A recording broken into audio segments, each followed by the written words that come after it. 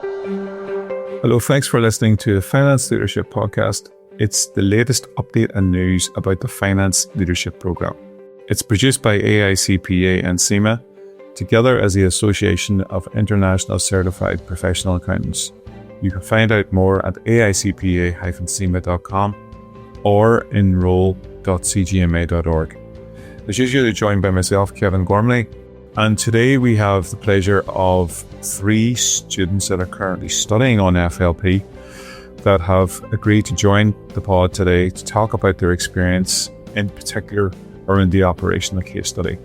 So our 3 students are all based in India and are currently studying under the FLP pathway, and they have kindly agreed to tell their story and talk about the OCS. The operational case study obviously is quite a challenging exam for many of our students. It's the first case study that you'll sit unless you have exemptions, and that in itself presents some challenges for students. So we're hoping that the insight and experience of the guests today may help some of you with some of your strategies for study, and also give you some insight into what makes a success in terms of the operational case study. Today I'm joined by Nandini, Prerana and Pranav from India, as I said. So what I'd like to do is just introduce the 3 of them individually first of all, so they can tell us a little bit about what they do, who they are, and what they're currently doing in terms of study or work. I'll start clockwise. Nandini, would you like to kick off and tell us a little bit about yourself, please? Thank you. Hi everyone, I'm Nandini Maheshwari. I'm currently pursuing my Bachelor's of Commerce from Symbiosis College of Arts and Commerce, Pune, India, along with my CGMA qualification. I've successfully cleared the operational and management case study levels of the CGMA pathway, and I recently set for strategic case study as well. I was fortunate to achieve an All India Rank 2 in operational case study exam and All India Rank 4 in management case study. It's a pleasure to be part of this discussion and actually share my experience with the aspiring candidates. That's it from my side. Thank you, Nandini. Hi everyone, I'm Pranav. I'm actually pursuing my BBA degree in St. Joseph's College of Commerce in Bangalore, which is in India. I learned about this CIMA qualification through the course itself, because our BBA degree is integrated with the CIMA qualification, and yeah, I've just cleared my operational level exam, and I'm writing the management level in May. Okay, thank you. And Prerana? Hi, I'm Prerana. Like Pranav, I'm also studying in St. Joseph's College of Commerce in Bangalore. I'm doing a BBA integrated with CIMA. I wrote my OCS exam in August, for which I got an All India rank, and I recently sat my management case study exam in February and plan to write my strategic case study exam in May. I learned about the course while I was doing research for my college courses when I was in the 12th grade. That's great, thank you. Many of our students are not at university whilst studying for CGMA, so the 3 of you are quite unique in terms of your position and the fact that you're doing an undergraduate degree whilst doing CGMA, which is obviously very impressive in terms of your ability and also your commitment to study. So I'm in awe personally. So that's fantastic to hear such a great story from the 3 of you. So as I said at the start, we're going to talk about the OCS in particular. Obviously, you've all passed the OCS. Can maybe each of you tell me about your overriding experience? Just talk briefly about the case you sat in particular and your overriding memory of it. So Prerana, could you give us your experience of the OCS, please? Yeah, sure. So I sat for the August case study exam. I wrote for the Halfpenny case, which is a bread manufacturing company. My main experience with that was, it was really like a fascinating experience. I remember feeling really pleasantly surprised by how it felt to study for the exam and write the exam. I was really stressed before that I would feel really pressured, or it would be a really a bad experience. But I remember really enjoying writing and preparing for the paper. Okay. Nandini, could you give us some insight, please? To be very honest, my operational case study experience was completely new to me. I also gave August 2025 attempt, where I also got the halfpenny bread industry case. To be very honest, I never attempted any as such case intensive exams before. So the entire format itself was really unfamiliar. Initially, I felt a bit intimidated because it was my first attempt for SEMA, of course.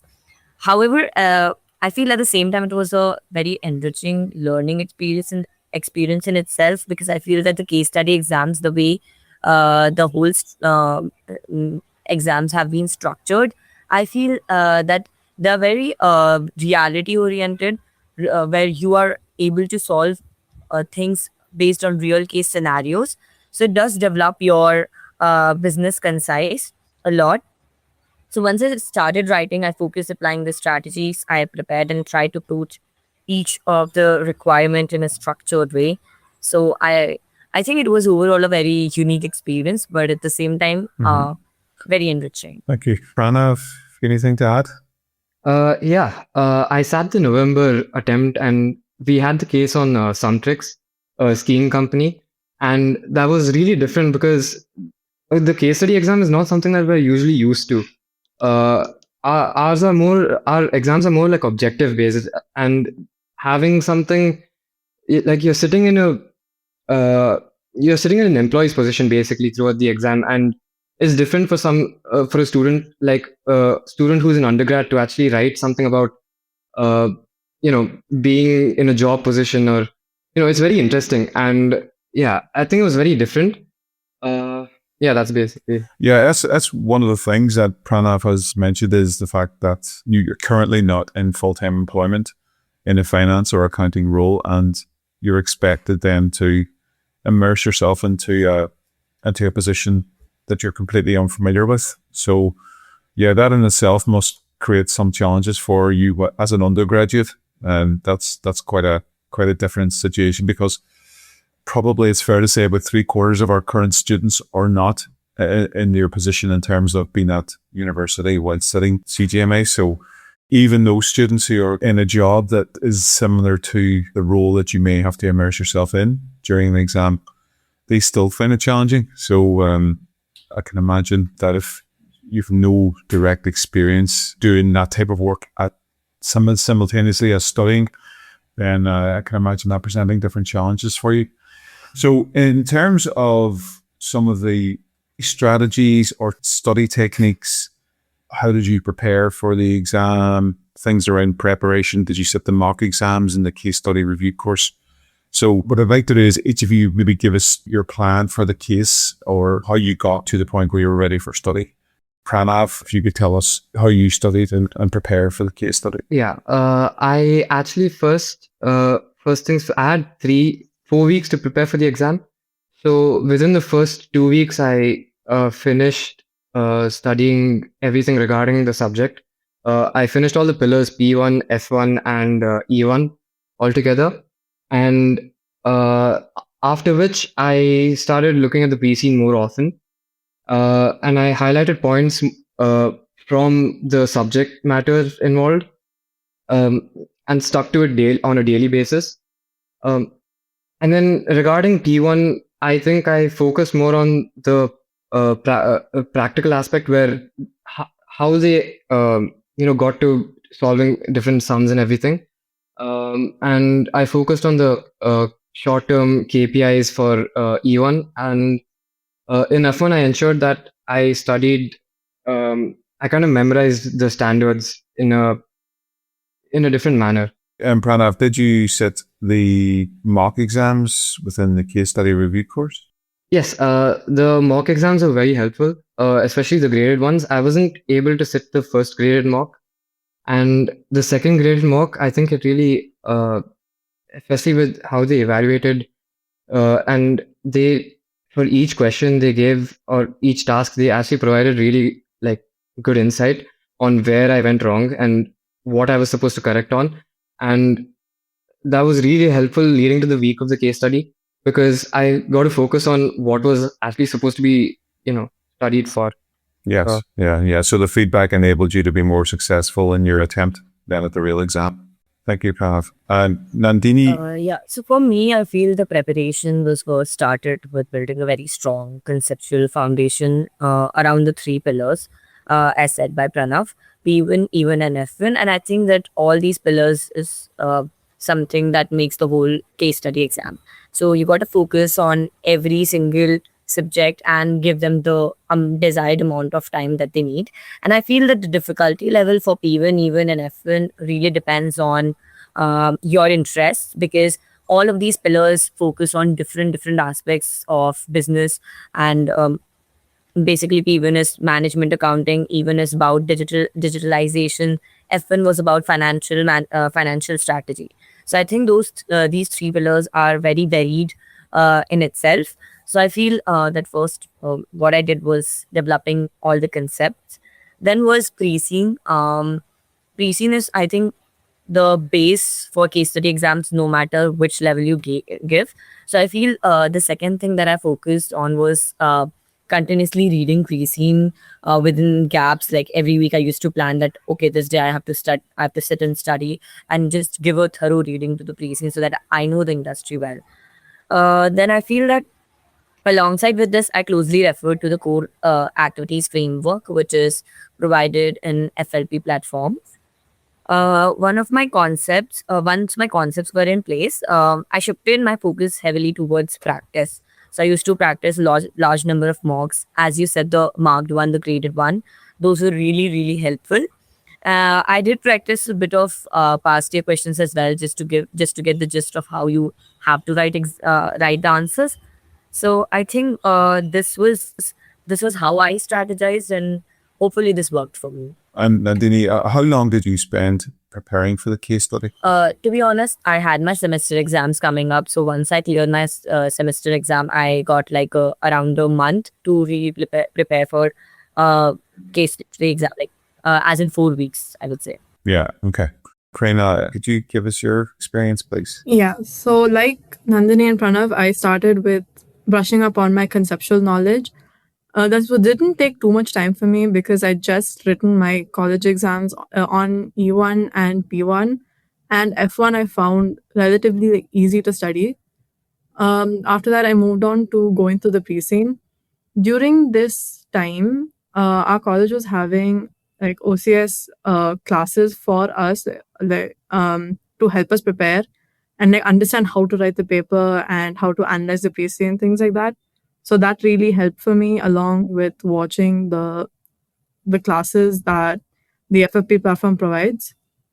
So I read the pre-scene a couple of times. The first time I read through it, I think like 3 times over and over again. And then I started like picking out all the information that could be relevant in an answer, or trying to figure out the relevance of different pieces of information and how that could come into play in any questions that could come about. And what really helped with that was also going through the practice workbook, especially, but also doing the mocks.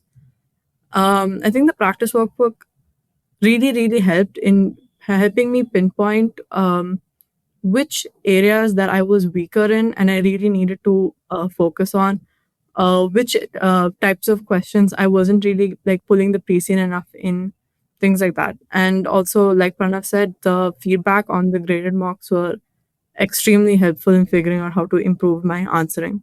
And can I ask you a follow-up question? Obviously, everyone has a study plan. Did you stick to the study plan in terms of hours per week, or was it a bit ad hoc and you studied when you could?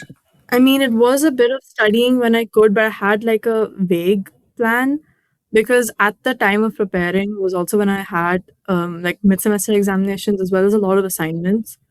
So I couldn't always stick to whatever plan. Like if I knew if I had like a very fixed plan, I wouldn't be able to stick with it, and that would be really demotivating for me. So I had like, okay, I have to finish the like 2 core activities within 3 days. Things like that is mostly how my study planning was. It wasn't very structured, but for me at that time that was better than having a very detailed plan. Right. And do you have any idea how many hours that you would have spent studying for the case study? Because I'm trying to get a feel for what real students are putting into the case in terms of hours or what the plans are so we can better understand how people prepare for the case study. So it's always interesting to hear. Do you have any idea on numbers of hours that you studied? I would say over a course of maybe like 5 weeks, at least like 10 to 12 hours in a week. In a week, right? That's pretty average, actually. Yeah, that's what we would expect students to study. Nandini, Pranav, do you have any idea on how long you spent preparing for the case study? Yeah. So, to be honest, even I didn't have as such a structured plan, because structured plan really never works for me. But what I used to have was my daily plans. I feel that I always used to set my goals that these are the topics that I need to cover today. Anyhow, no matter, I have to make time for it. So I think that used to work for me a lot. So I used to plan my studies in that way, that this is how much I have to prepare today. So that's how I approached, basically. As I said, that I started first with my concept, so I had like majorly 4 weeks to prepare for my exams. So I decided that within 8 to 9 days, I really have to cover all my concepts. So I used to sit for like 4-5 hours daily to actually complete the syllabus as soon as possible. And then I started with pre-scene. Pre-scene was something I used to do again. I said that within weeks I used to take pre-scene out of nowhere and just read it once, so that I know that I remember and memorize what the industry really speaks about.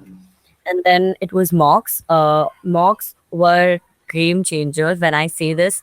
And for me, I feel that until and unless you don't practice yourself in that environment where you have to sit for 3 hours and write exams with timers, I feel that you really can't.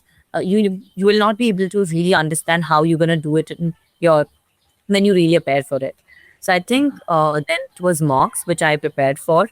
And as Prerana said, the practice workbook and the playbook that we usually get from SEMA, they are exceptional, because I feel that the way the practice workbook has been made, fo- uh, focusing on all the core activities, the 6 core activities we need to prepare for. So I feel that the practice workbook does help a lot, and even for revisions, I used to stick to to the practice workbook, and then I do prepare few past year questions. So yeah, that's how I actually planned the way. Okay, thank you. Finally, Pranav, do you have anything you want to add? Yeah. So I had my semester break during the time I had to study for the exam. So I think it was around 4 to 5 hours a day, at least to cover up every core activity in detail. And then towards the week leading to the exam, when I was like doing a lot of mocks and like past year papers and everything, I think I used to just sit around in the evening for like 2 or 3 hours to try covering those as well. And like Nandini mentioned, the practice workbook was very insightful too, because that had everything regarding the PC in a very detailed manner, which was very, at least the day before the exam, I focused entirely on that because I had everything regarding the PC. And also, it gives you insight on how to answer the questions, like how SEMA at least expects you to answer the questions, which is different to what we normally answer in college exams or, something like that.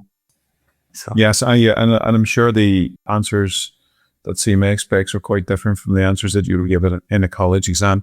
They're aimed obviously at two different levels, so I'm sure that took some getting used to for all of you that were studying these exams. One thing that stands out is I know everyone didn't really have a rigorous, very strict plan, but you spent a lot of time and you used the resources in the case study review course, which is great to hear. So that obviously contributed to your success and the very high results that the three of you attained in your exams. So that was very clear to see. Using the right things and putting the time in ends in the results. So that's fantastic. A final question I might ask each of you, because we've sort of covered bits and pieces throughout the questions I had planned. Is there any one thing or a piece of advice that you may give any students that are currently studying, whether it be one single piece of advice or a couple of things that you think really helped you get the good pass? Yeah, I think just staying positive through it all, because I feel like online everyone talks about like this is a highly competitive exam. And I think that's what brings down a lot of people with how tough it's going to be, and the fact that there's even more levels to this.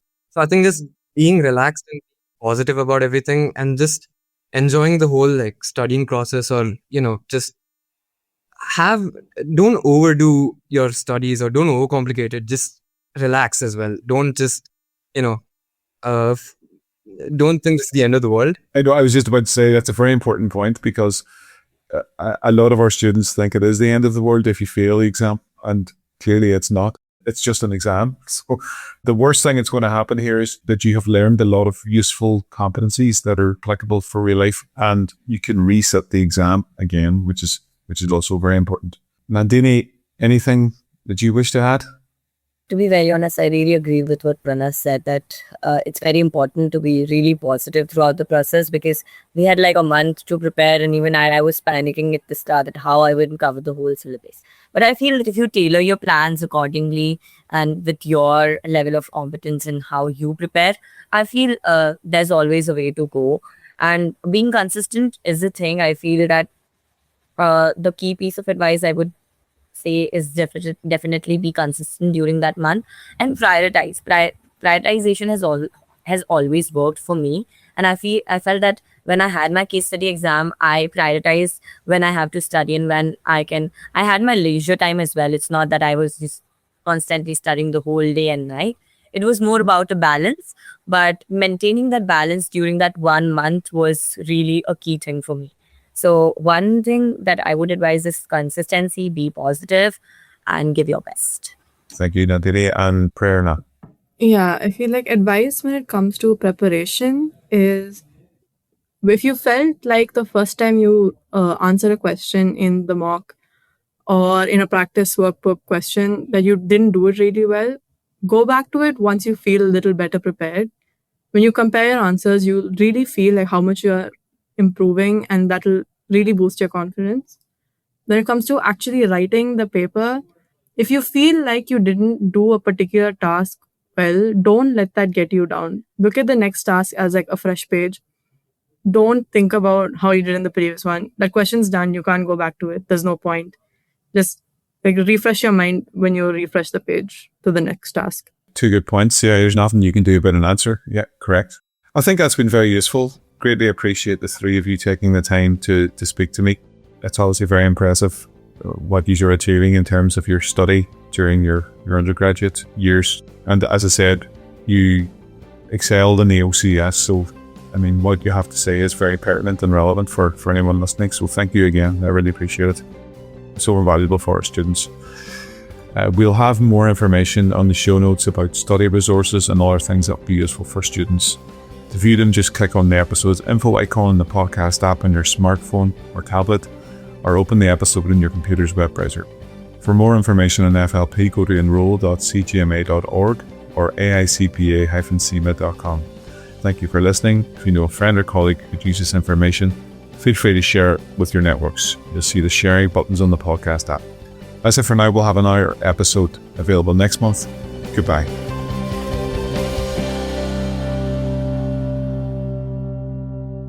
This content is designed to provide illustrative information with respect to the subject matter covered and does not represent an official opinion or position of the AICPA, the Association, or CIMA. It is provided with the understanding that they are not engaged in offering legal, accounting, or other professional services. If such advice or expert assistance is required, the services of a competent professional person should be sought. The AICPA, the Association, and CIMA make no representations, warranties, or guarantees as to, and assume no responsibility for, the content or application of the material contained herein, and especially disclaim all liability for any damages arising out of the use of, reference to, or reliance on such material.